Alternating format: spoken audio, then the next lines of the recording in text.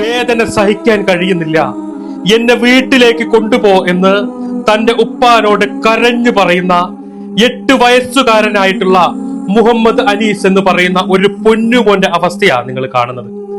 ലിംഫാൻജിയോമ എന്ന് പറയുന്ന മാരകമായ ക്യാൻസർ ഈ ശരീരത്തെ കാർന്ന് തിന്ന ആ കുഞ്ഞിന്റെ നാവ് നിങ്ങൾ കണ്ടില്ലേ? ആ മോൻ എന്നോട് പുഞ്ചിരിച്ച് പറയുന്നൊരു ചോദ്യമുണ്ട്. പുഞ്ചിരിച്ചിട്ടാ ചോദിക്കുന്നത്, ഉപ്പാന്റെ നാവ് എനിക്ക് തന്നാ മതി, എന്റെ നാവ് ഉപ്പ എടുത്താ മതി, എന്റെ എല്ലാ പ്രശ്നവും തീരും എന്ന് പറയുമ്പോ ഒരു പക്ഷെ വൈദ്യശാസ്ത്രത്തിന് അങ്ങനെ ഒന്നുണ്ടെങ്കിൽ എന്റെ പൊന്നുമോൻ അനീസിന് ഞാൻ എന്റെ നാവ് പകുത്തു നൽകും. ഇത് വല്ലാഹിയാക്ക്. മുഹമ്മദ് അനീസ് എന്ന് പറയുന്ന ആ പൊന്നുമോന് 80 ലക്ഷം രൂപയാണ് അവന്റെ ചികിത്സയ്ക്ക് വേണ്ടിയിട്ട് കണ്ടെത്തേണ്ട.